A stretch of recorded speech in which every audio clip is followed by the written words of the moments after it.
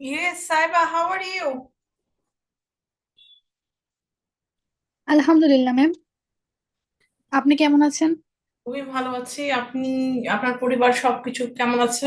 দুবাইয়ে কেমন দিন কাটছে? এই তো ম্যাম, যাচ্ছে সব মিলে আলহামদুলিল্লাহ।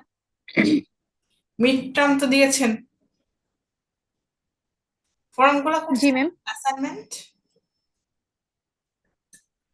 ম্যাম, আমার একটা মেবি অ্যাসাইনমেন্ট বাকি আছে, আপনার এটা করে ফেলবো আজকে ম্যাম। আমি খুব আচ্ছা টাইমটা পাচ্ছি না তো ভালোভাবে, সেই জন্য। আচ্ছা। তুহিনের কি অবস্থা? তুহিন একজনকে দেখলাম, দুইজন আছে এখানে, একদম ক্লাস করে না আপনাদের। ম্যাম, ওদের ইনফরমেশনটা আমার কাছে না, সাইফ ভাইয়াকে জিজ্ঞাসা করেন, ওনার সাথে হয়তো বা ওদের কথা হয়। আচ্ছা, আজকে তো সাইফ আসেনি। ম্যাম So, আসবে মেবি। আচ্ছা, অন্য সাবজেক্টের কি অবস্থা সবকিছু? ম্যাম সবগুলাই মোটামুটি কি আলহামদুলিল্লাহ সবগুলাই খুব ভালো। জাস্ট একটা সাবজেক্ট আমার কাছে খুব হার্ড লাগে, ফনেটিক্স ফনোলজি। আচ্ছা, এটা আমিও বলতে চাইছিলাম এখনই নামটা। ম্যাম এটার এক্সাম মেবি হচ্ছে নেক্সট উইকে, তো খুব টেনশনে আছে। নেক্সট উইকে আপনাদের কখন এক্সাম শেষ হবে? নেক্সট উইকে মেবি সোমবার আর মঙ্গলবার মেবি এক্সাম আছে। আচ্ছা, তারপরে শেষ। জি ম্যাম। এবার তো আপনাদের ক্লাসের ভিতরে আবার এক্সাম চলছে, জি ম্যাম। সবই চলতেছে একসাথে। সব একসাথে। আহ, আগের মাসের গুলো ম্যাম ছিল যে এবার তো টাইম কম, এই জন্য মেবি হচ্ছে যে একটু প্রবলেম হয়ে গেছে। আর আগের গুলো তো ম্যাম এক্সামের সময় ক্লাস অফ থাকতো। হ্যাঁ, এই তো আমাদের সাইফ অ্যাড হয়েছে। How are you Saif?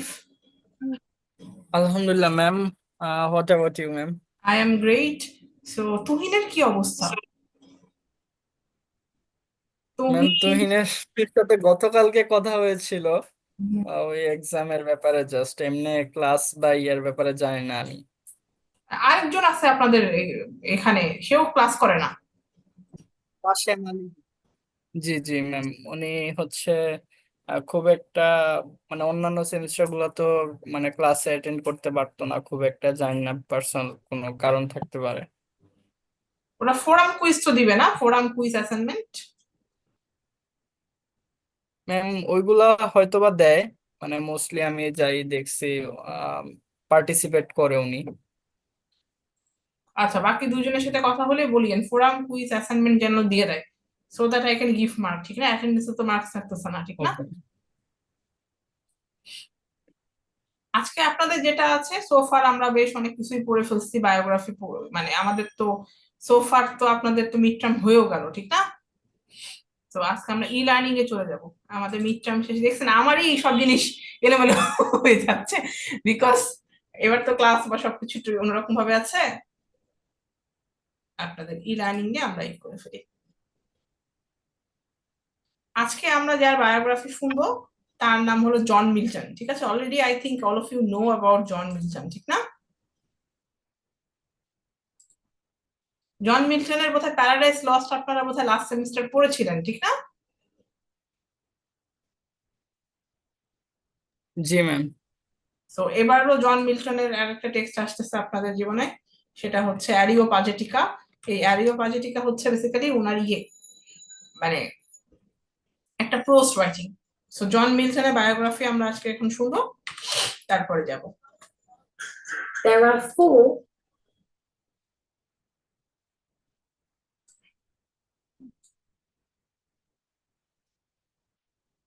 আপনাদের অন্য কোর্সের প্রিপারেশন কেমন, ফোনেটিক্স ফোনোলজি ছাড়া?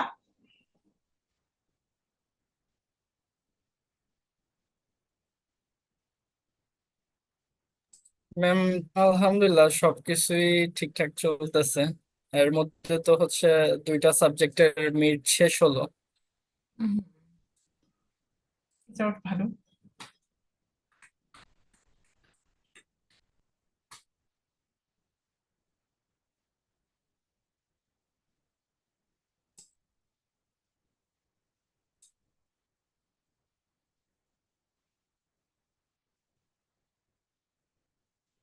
এখন আমরা একটা জন মিল্টনের ডকুমেন্টারি শুনবো, ঠিক আছে? Just I am looking at the sound. I think same.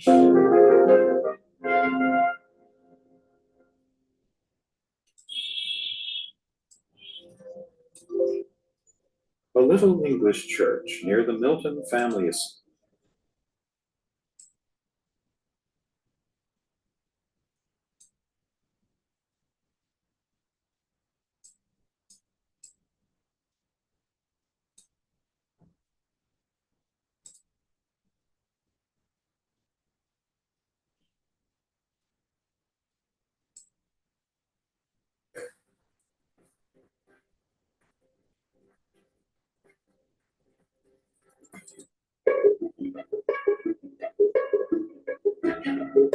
Is without doubt, but also muffler এটা আরেকজনের দিছো। আরে আমি ক্লাস করতেছি, ক্লাস হ্যাঁ বাবা, কার কথা আসতেছে?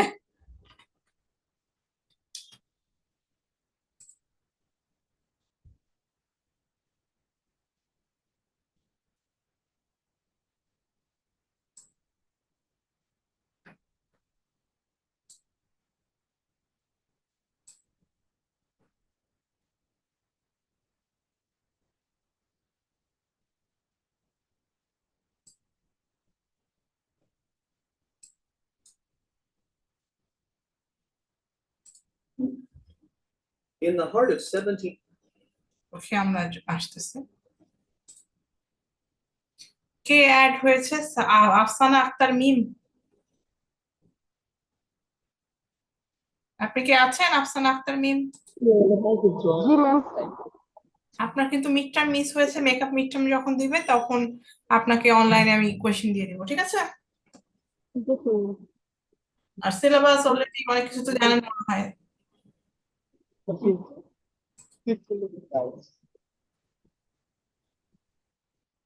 So today we will actually start on the biography of John Milton, ঠিক আছে? আমরা শুনতে থাকি। In the heart of 17th century England, amidst political turmoil and religious conflict, arose a poet whose words would echo through the ages. His name was John Milton, a man whose verses spoke of paradise and the fall of man, of celestial battles and earthly governance. Join us on a journey through the life of the visionary who dared to question kings and converse with angels. John Milton was born on December 9, 1608, in Bread Street, London, into a well-to-do family. His father, John Milton Sr., was a scrivener and a composer of church music, and his mother, Sarah Jeffrey, was known for her piety and charity. Milton's early education was a blend of classical learning and strict discipline. He attended St. Paul's School, where he excelled in languages and the humanities.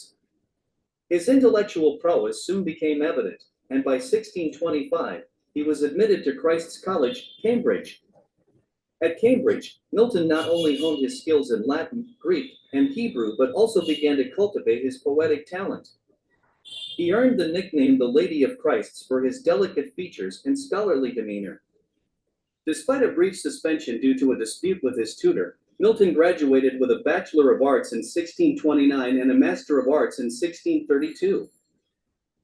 During his time at Cambridge and the years following, Milton began composing poetry that hinted at his future greatness. His early works, such as On the Morning of Christ's Nativity and L'Allegro and Il Penseroso, showcased his mastery of verse and his deep engagement with themes of spirituality and philosophy. In 1638, Milton embarked on a grand tour of Europe, an essential journey for any aspiring intellectual of his time. Italy, in particular, left a profound impact on him. He visited Florence, where he met the renowned astronomer Galileo Galilei and engaged with the vibrant cultural and intellectual life of Rome and Venice. This journey not only broadened Milton's horizons, but also solidified his resolve to become a poet of epic proportions. The Italian influence would later echo in his magnum opus, Paradise Lost. Milton returned to England in 1639, just as the country was on the brink of civil war. The conflict between King Charles I and Parliament escalated into a full-blown civil war, fundamentally altering the course of English history. Milton, a staunch Puritan, aligned himself with the parliamentary cause. He became a prolific pamphleteer, writing vigorously in support of Republican principles and against the tyranny of the monarchy. His most notable works from this period include The Tenure of Kings and Magistrates, where he argued for the right of the people to depose a tyrant, and Areopagitica, a passionate defense of free speech and freedom of the press. In 1649, after the execution of King Charles I, Milton was appointed as Secretary for Foreign Tongues by the Council of State, serving under Oliver Cromwell's Commonwealth. His role primarily involved composing official correspondence in Latin, but he continued to write and publish his own works, cementing his reputation as a formidable intellectual force. Despite his professional successes, Milton's personal life was marked by tragedy and hardship. In 1642, he married Mary Powell, but the union was fraught with difficulties from the start. Mary left Milton shortly after their marriage, only to return years later. They had 4 children together, but Mary died in 1652, followed by their son, John. In the same year, Milton faced another devastating blow. He lost his eyesight. Despite his blindness, Milton's resolve to continue his literary and political work remained unshaken. He relied on aides to transcribe his dictation, famously recounting his experience in the sonnet, "When I consider how my light is spent." Amidst these personal struggles, Milton began working on what would become his greatest achievement, Paradise Lost. Published in 1667, this epic poem, composed of 12 books, explores the biblical story of the fall of man. Through its vivid imagery, complex characters, and profound themes, Paradise Lost has secured Milton's legacy as one of the greatest poets in the English language. Even after completing Paradise Lost, Milton continued to write. His later works include Paradise Regained, a shorter epic focusing on Christ's temptation in the wilderness, and Samson Agonists, a tragic drama drawing parallels between the biblical Samson and Milton's own life. Milton's later years were spent in relative obscurity, overshadowed by the political restoration of the monarchy. However, his influence endured. I have 12 emails, 30 messages, and a proposal due by 10. I'm already underwater. Item 6.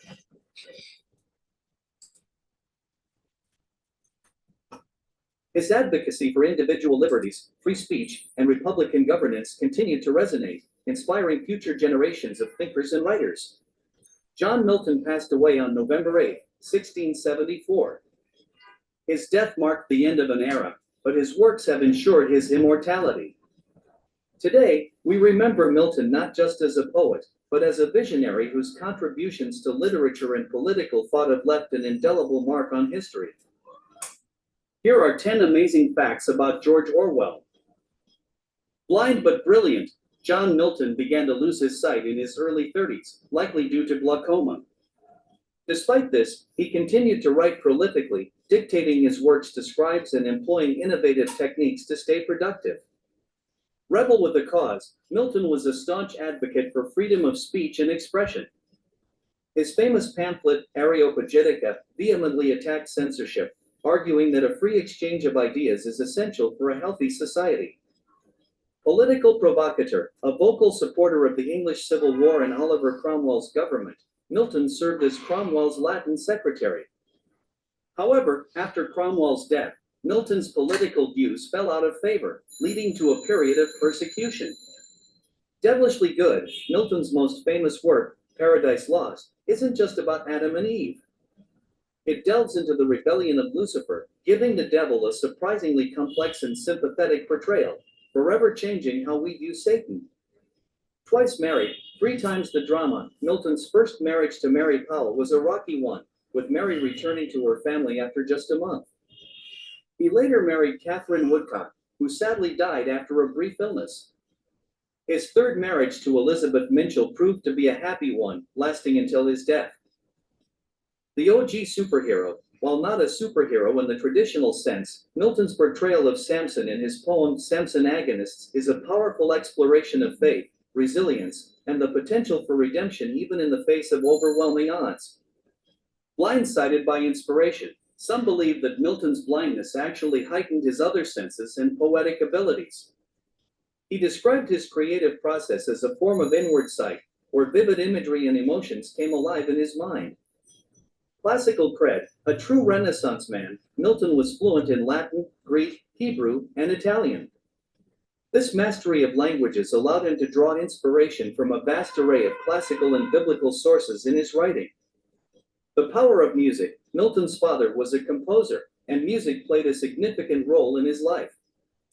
He even incorporated musical elements into his poetry, using rhythm and meter to create a sense of harmony and flow.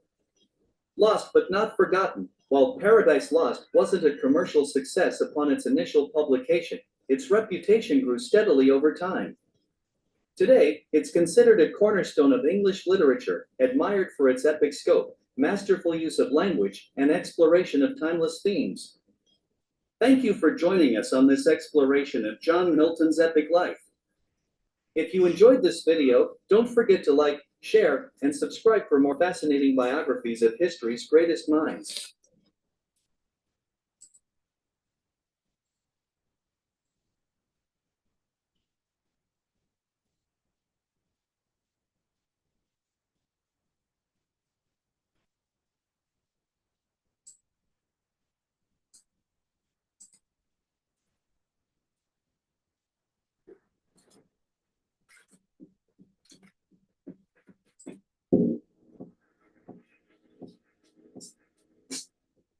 নমস্কার বন্ধুরা, আমাদের আজকের আলোচ্য বিষয় একজন প্রখ্যাত লেখক, নাম জন মিল্টন।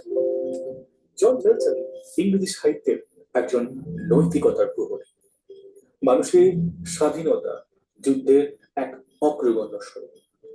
তিনি কোন একটি নির্দিষ্ট যুগের নয়, তিনি সর্বযুগের সর্বকালের একজন লেখক, আর বিশেষ করে একজন কবি। মিল্টন লন্ডনে 9 ডিসেম্বর 1608 সালে জন্মগ্রহণ করেন।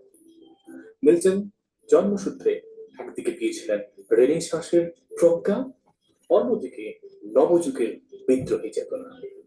মিল্টনের বাবা একজন প্রোটেস্ট্যান্ট। শৈশবকালেই তাকে লন্ডনের বিখ্যাত সেন্ট পল স্কুলে ভর্তি করা হয়। স্কুলের চেয়ে বাড়ির পরিবেশ ছিল তার কাছে শিক্ষার অনুকূল। 16 বছর বয়সে কেমব্রিজের ক্রাইস্ট কলেজে তাকে ভর্তি করা হয়। একবার তিনি তার এক শিক্ষকের সাথে বিতর্কে জড়িয়ে পড়েন এবং হাতাহাতি করার অভিযোগে সাময়িকভাবে তাকে কলেজ থেকে বিতাড়িত করা হয়। কিছুদিন পর তিনি আবার কলেজে ভর্তি হলেন। তার সৌন্দর্য, তার আচার ব্যবহার, মধুর কথাবার্তার জন্য সকলেই তাকে খুব ভালোবাসত। সমস্ত কলেজের মিল্টনকে একটা নামে চিনত, তার নাম ছিল the lady of Christ church. তারপর তিনি লন্ডনে অনেকটা দূর 17 মাইল প্রায় একটা গ্রাম নাম অর্জন, সেখানে পৌঁছান। সেই বাড়িতে তার মা থাকতেন। এখানে 5 বছর ধরে চলল সাহিত্য, দর্শন, ভাষাতত্ত্ব, সঙ্গীত প্রভৃতি বিষয়ে গভীর অধ্যয়ন। 5 বছর পরে তিনি ঠিক করলেন এই গ্রামীণ অঞ্চলে নাইটিঙ্গেলের গান এবং মুক্ত প্রকৃতি ছাড়াও নিজেকে প্রস্তুত করে তোলবার জন্য দরকার মানুষের সমাজে ফিরে যাওয়া। তিনি লন্ডনে চলে গেলেন। পরিচয় হলো কিছু জ্ঞানী মানুষের সাথে।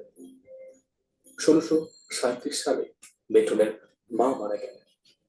তার মৃত্যুতেই মানসিক দিক থেকে সম্পূর্ণ বিপর্যস্ত হয়ে পড়লেন মিল্টন। মিল্টনের বাবা ছেলের মানসিক অবস্থা বুঝতে পারলেন এবং তাকে ইতালি যাবার অনুমতি দিলেন।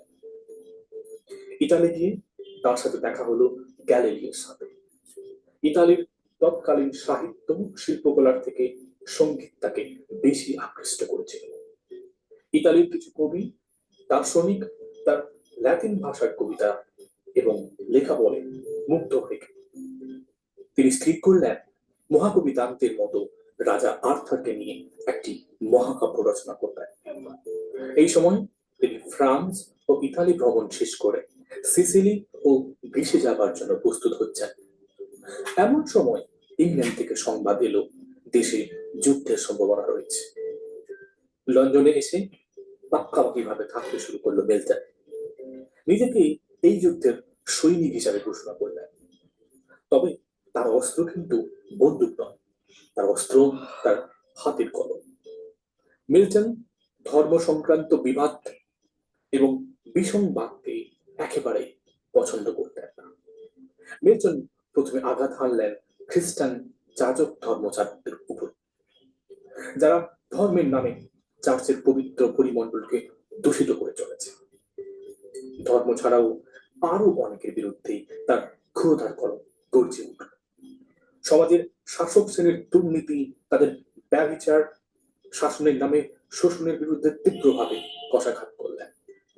1684 সালের 24শে আগস্ট রাজার নির্দেশে নতুন আইন প্রস্তুত করে, যা বাক স্বাধীনতা, সংবাদপত্রের স্বাধীনতা, রাজনৈতিক সমস্ত বিষয়ে লেখার স্বাধীনতা কেড়ে নেয়। এই আদেশের বিরুদ্ধেই মিল্টন প্রচন্ড ক্রুদ্ধ হলেন। প্রকাশিত হলো মুদ্রণ ও স্বাধীনতার সপক্ষে তার লেখা বিখ্যাত গ্রন্থ এরিও পেগেটিক্যাল। রাজা কর্তৃক এই বইকে নিষিদ্ধ করা হলো। বইকে নিষিদ্ধ করার জন্য তিনি কমেন্ট করে রাজাকে লিখলেন, বইকে নিষিদ্ধ করা একটি মানুষ খুন করার মতোই জঘন্য অপরাধ। 35 বছর বয়সী মিল্টন বিয়ে করলেন ম্যারি পাওয়েলকে। ম্যারির বয়স তখন 17। দুজনে ভিন্ন মানসিকতার হওয়ায় বিয়ের পর থেকেই তাদের জীবন হলো দুঃসহ। স্বামীর যে অসাধারণ প্রতিভা রয়েছে তা উপলব্ধি করতে পারলো না ম্যারি। স্বামীর ঘর ছেড়ে সে এবার তার বাবার ঘরে গিয়ে ঢুকলো। মিল্টন একের পর এক চিঠি লিখলেও ম্যারি নিজের সিদ্ধান্তে অনড় থাকে। কিন্তু 1 মাস পরে ম্যারি স্বামীর কাছে যাবার জন্য ব্যাকুল হয়ে ওঠে। কিন্তু ম্যারি ভাই বোনদের প্ররোচনায় নিজের অর্থাৎ নিজের মতো করে থাকতে বাধ্য না হয়ে তাদের মতো থাকতে হবে, অর্থাৎ তিনি আর ফিরে এলেন না। এই সময় মিল্টন লিখলেন তার বিখ্যাত ডিভোর্স নিয়ে লেখা একটি বই, একটি ডক্টরেট বলতে পারে, নাম the doctrine and discipline of divorce restore to the good of both sex. এটি বিবাহ বিচ্ছেদের সপক্ষে একটি ট্রেটাইজ আমরা বলতে পারি। 1664 সালে মিল্টনের প্রথম কবিতার বই প্রকাশিত হল। এই বইটিতে ছিল তার কয়েকটি বিশ্ববিখ্যাত কবিতা। Ode on the morning of Christ nativity, তারপর ছিল কোমাস এবং লিসিডাস নামক কবিতাগুলি। এই অবস্থাকালে এই কবিতাগুলি প্রকাশ হওয়া সত্ত্বেও কবির আর্থিক দিক থেকে প্রচুর সংকট দেখা যায়। আর এই দুরবস্থার সময় কাটানোর জন্য কয়েকজন বন্ধুর সহায়তায় মিল্টন বৈদেশিক দপ্তরে ল্যাটিন সেক্রেটারির পদ পেলেন। বৈদেশিক দপ্তরে যে সমস্ত চিঠি লেখা হতো তিনি তা ইংরেজি থেকে ল্যাটিন ভাষায় অনুবাদ করতেন। তার ফলে ক্রমশই তার কাজের চাপ বেড়ে যাওয়ায় মাঝে মাঝে চোখের কোণে ঝাপসা দৃষ্টি আসছে। ডাক্তাররা তাকে সাবধান করে দিয়েছিলেন, এইভাবে কাজ চালিয়ে গেলে তিনি হয়তো ভবিষ্যতে অন্ধ হয়ে পড়বেন। কিন্তু মিল্টন তা শোনে না, কাজ চালিয়ে যায়। মিল্টনের কাছে তার আদর্শ পুরুষ ছিল অলিভার ক্রমওয়েল। তার মনে হয়েছিল ক্রমওয়েল এক আদর্শ ইংল্যান্ড গড়ে তুলবেন, যেখানে থাকবে না কোনো শোষণ, কোনো বঞ্চনা, মানুষ মুক্ত স্বাধীনভাবে নিজেকে বিকশিত করতে পারবে। 1660 সালে ক্রমওয়েল মারা যান এবং তারপর প্রথম চার্লসের পুত্র ফ্রান্স থেকে ইংল্যান্ডে ফিরে আসে এবং পুনরায় ইংল্যান্ডে ক্ষমতা দখল করে। নতুন রাজার অনুগত লোকেরা মিল্টনের সমস্ত লেখা প্রকাশ্যে রাজপথে পোড়াতে লাগলো। তার বাড়ি ঘর লুটপাট করে তাকে বন্দী করা হলো। বন্ধুরা মিল্টনের মুক্তির জন্য রাজার কাছে আবেদন করলে একজন অন্ধ মানুষের প্রতি করুণাবশতী রাজা তাকে মুক্তি দিলেন। মিল্টন ঘরে ফিরে এলেন। ঘরে ফিরে এলেও তার ছিল না শান্তি। নিঃসঙ্গতা ভুলতে মনে করলেন যে তিনি বিয়ে করবেন। মিল্টন বাইরের জগৎ থেকে একটু একটু করে নিজেকে গুটিয়ে আনতে লাগলো তার দৃষ্টিশক্তিহীনতার জন্য। ক্রমশ উপলব্ধি করতে পারলেন তার চোখের আলো নিভে যাচ্ছে এবং আবার একটা তার মনের মধ্যে অনুভূতি জাগে, যে অনুভূতিটা অনস্বীকার্য। তিনি উপলব্ধি করতে পারছিলেন চোখের আলো নিভে গেলেও মনের মধ্যে জ্বলে উঠেছে এক নতুন জাল, নতুন আলো। অনুভব করছেন এক মহত্তর সৃষ্টির প্রেরণা। তার অন্তরের অনুভূতির আলোয় লিখলেন একটি চির অবিস্মরণীয় কবিতা, নাম অন হিজ ব্লাইন্ডনেস। এরপর আত্মমগ্নতার গভীরে মিল্টন যতই ডুব দিলেন ততই তার অন্তরে উদ্ভাসিত হয়ে উঠেছিল এক নতুন জগৎ, যেখানে চারপাশের জগতের কেউ নেই, আছেন শুধু ঈশ্বর, শয়তান, পৃথিবীর প্রথম মানুষ, আদম আলী। শুরু হলো তার অমর কাব্য রচনা, নাম তার প্যারাডাইস লস্ট। তিনি মুখে মুখে বলে যেতেন আর তার মেয়ে শুনে শুনে তাই লিখত। প্যারাডাইস লস্ট কাব্যের মধ্য দিয়ে কবি তার সীমাহীন কল্পনার পাখা মেলে ধরলেন। স্বর্গ, মর্ত, পাতালকে এক করে দিলেন। এই কাব্য লুসিফার ও মানুষের পতনের কাব্য। শয়তান ঈশ্বরের বিরুদ্ধে বিদ্রোহ ঘোষণা করেছে। দাসত্বের জীবনকে সে মেনে নিতে চায় না। বিদ্রোহী শয়তান পরাজিত হয়ে নরকে নির্বাসিত হয়েও সে ভেঙে পড়ে। তারই মতো যারা নির্বাসিত তাদের নিয়ে প্রতিহিংসার সুযোগ করতে সে থাকে।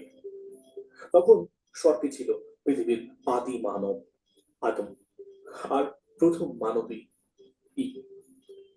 সাপের রূপ ধরে লুসিফার অর্থাৎ শয়তান স্বর্গে এসে হাজির হল। আদম আর ঈভ তখন স্বর্গের উদ্যানে ঘুরে বেড়াচ্ছিল। তাদের প্রলুব্ধ করল জ্ঞান বৃক্ষের ফল খেতে, যে ফল ঈশ্বর তাদের খেতে নিষেধ করেছিলেন। ফল খেতেই তাদের মধ্যে জন্ম নিল লজ্জা, কারণ এতদিন তারা যে নগ্ন ছিল তার ধারণা ছিল না। ক্রুদ্ধ হলেন ঈশ্বর আর তার আদেশ না মানার জন্য আদম আর ঈভকে স্বর্গ থেকে নির্বাসিত করলেন। তাদের স্থান হলো পৃথিবীতে। এই কাহিনী মিল্টন বাইবেল থেকে নিয়েছিলেন, কিন্তু প্যারাডাইস লস্ট এই কাব্যের শ্রেষ্ঠত্ব তার কাহিনী নয়, তার শ্রেষ্ঠত্ব রয়েছে মিল্টনের সুদূর প্রসারী অন্তর্দৃষ্টি, তার বর্ণনার অসাধারণত্ব ও তেজস্বী ছন্দ। এর পাশাপাশি রয়েছে গুরুগম্ভীর ভাষা, বিস্তৃতি, পটভূমিকা প্রভৃতি। মানুষকে স্বর্গ থেকে বিদায় নিতে হয়েছে, তার মনে হয়েছে চিরকাল স্বর্গের সুখের জীবন ভোগ করবার আনন্দে স্বর্গে থাকা সম্ভব নয়, এবং তিনি মনে করেছেন যন্ত্রণা দুঃখের মধ্য দিয়ে মানুষকে উত্তীর্ণ হতে হবে, আর এতেই তার শ্রেষ্ঠত্ব।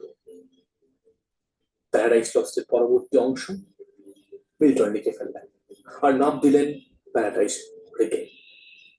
তিনি বিশ্বাস করতেন মানুষ কখনো চিরদিনের জন্য পরাজিত হতে পারে না।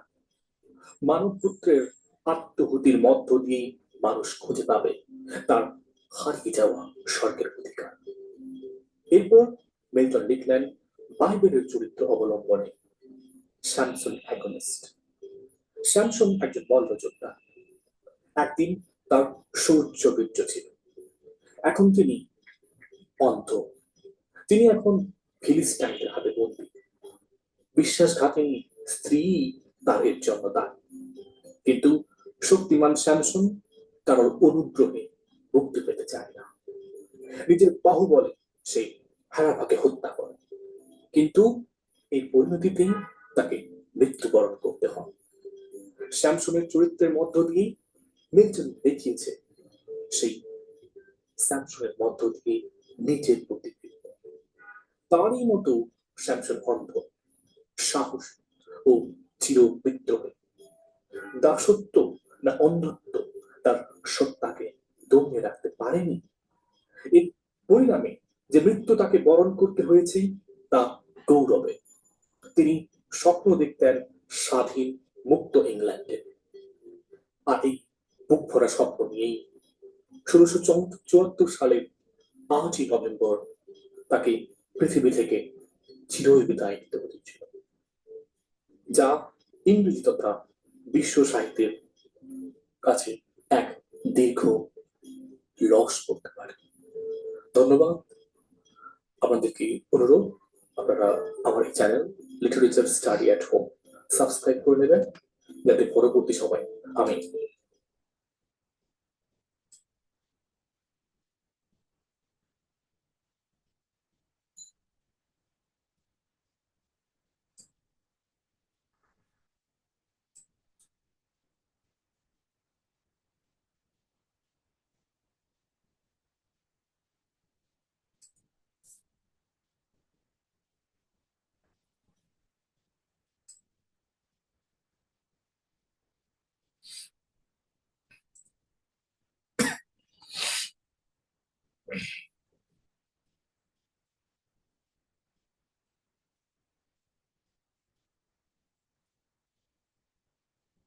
Today in the Daily Dose, John Milton. Born in 1608 London, England, John Milton was one of 3 children born to John and Sarah Milton, who survived in adulthood, attending Christ College, Cambridge, where he received a Bachelor of Arts degree in 1629, followed by a Master's of Arts in 1632. earning the nickname Lady of Christ for his delicate looks and puritanical jasmine. At the same time, becoming fluent in multiple languages, including Latin, Greek, Italian, Hebrew, French, and Spanish. Spending the next 6 years with family in Buckinghamshire, Milton wrote On the Morning of Christ's Nativity, on Shakespeare, El Allegro, Il Penseroso, and Lycidas, the later in memory to a friend who had drowned. During his travels across Europe in 1638, 30-year-old Milton met Galileo Galilei in Florence, when the great astronomer was old and blind and under house arrest for his heretical beliefs in a heliocentric universe, rather than the Earth-centric model, as described in the Bible, a meeting which proved to be a tragic foreshadowing of Milton's own impending blindness and arrest in his years to come.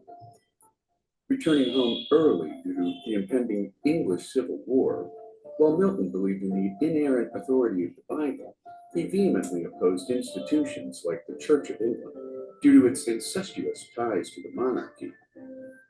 In response, Milton wrote pamphlets supporting Oliver Cromwell during the English Civil War, following the beheading of King Charles I and the rise of the Commonwealth of England.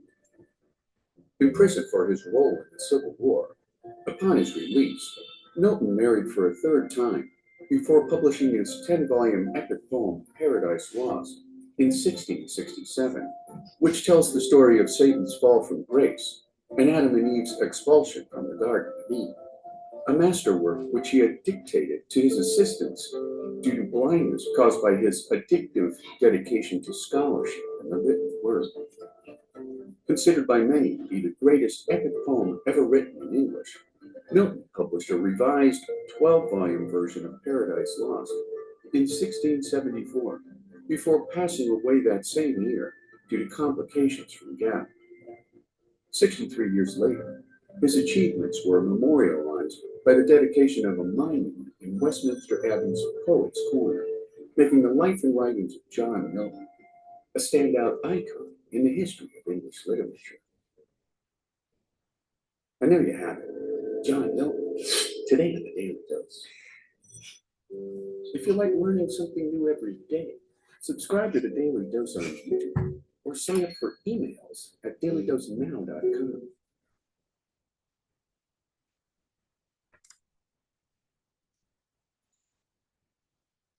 I think you can give me the attendance. Saif, What is it, ma'am? you can give me the attendance because we are almost done with our class. So we will be starting in the next week, Aryabhajatika, okay? And then for our final, we have Aryabhajatika Okay, ma'am. on Milton, and we have the Pilgrim's Progress, these two.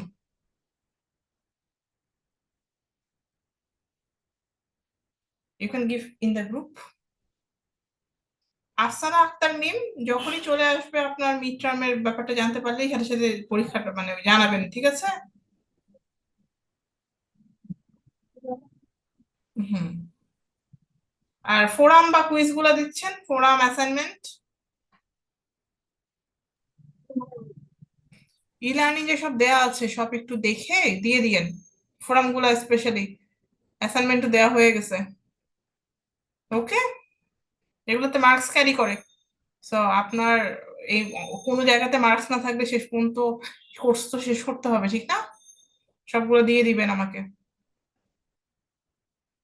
Assignment already Okay, ma'am.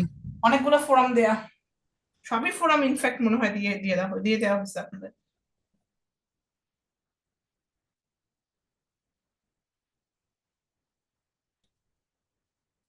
দিয়েছেন আমাকে ইয়েটা picture তুলে?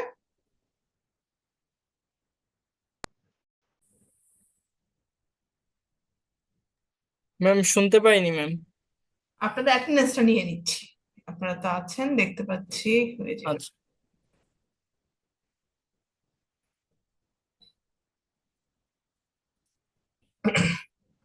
আজকে আমাদের date হইতেছে 13th।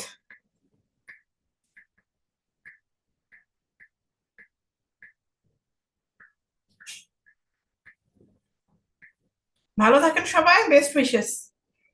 Okay ma'am, আসসালামু আলাইকুম। ওয়ালাইকুম আসসালাম।